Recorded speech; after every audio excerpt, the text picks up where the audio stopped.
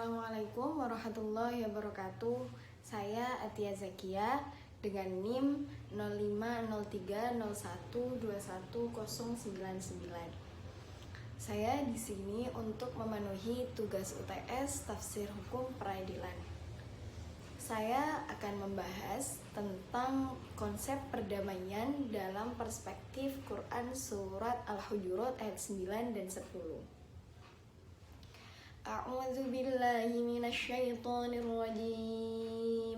Bismillahirrahmanirrahim.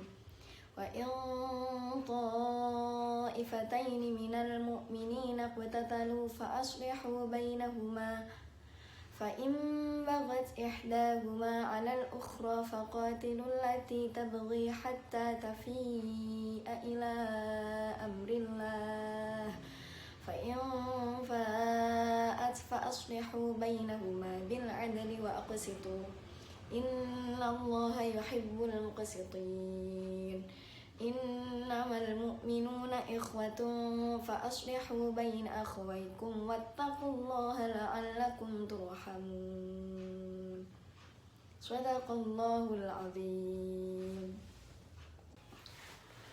Asbabun Nuzul Quran Surat Al-Hujurat ayat 9 dan 10. Ibnu Jarir dan Ibnu Hatim meriwayatkan dari Sudi yang berkata, ada seorang laki-laki Ansor bernama Imron. Ia memiliki seorang istri yang biasa dipanggil Ummu Zaid. Suatu hari sang istri bermaksud mengunjungi salah satu keluarganya, tetapi sang suami melarangnya dan mengurungnya di loteng rumah. Wanita ini, si istri, lalu menginformasikan kepada kaumnya tentang hal tersebut, sehingga mereka langsung berdatangan untuk mengeluarkan si istri dari tempat itu dan membawanya pergi. Sang suami yang mengetahui hal itu lalu juga meminta bantuan kepada kaumnya. Keluarga dari laki-laki itu pun lalu berdatangan dan mencoba untuk menghalangi wanita itu dari keluarganya. Akhirnya kedua kelompok itu terlibat perkelahian menggunakan pelepah kurma dan terompah.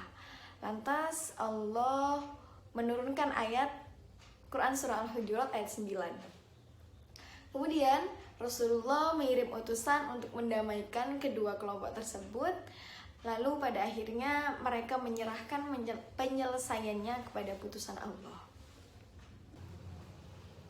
Baik, saya akan menjelaskan tentang munasabah Quran Surah Al-Hujurat ayat 9 dan 10.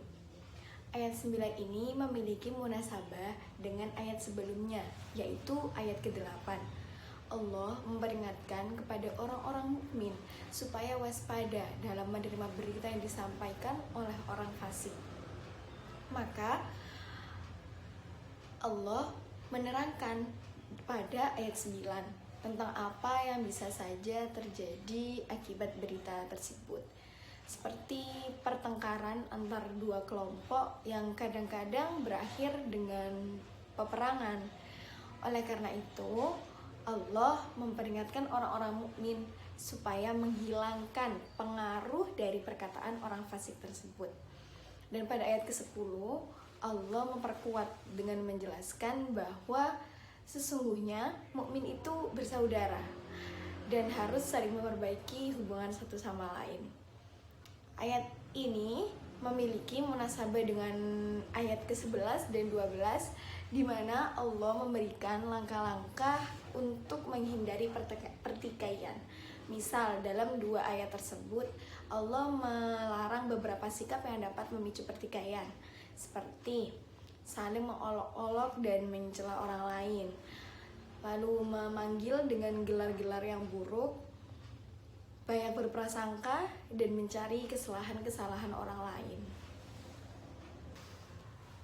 Saya akan mengambil studi kasus, yaitu konflik antara dua desa di Ambon. Perdamaian abadi menjadi harapan masyarakat kota Ambon, Maluku, khususnya desa Mamala dan Morela.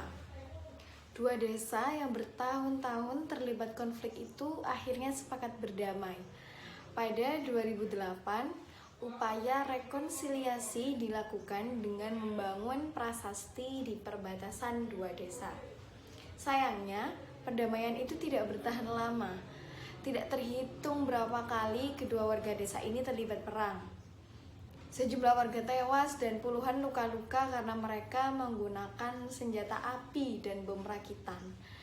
Pemicu konflik biasanya bermula dari persoalan sepele, seperti saling senggol atau dari pesta miras yang berujung perang antar pemuda.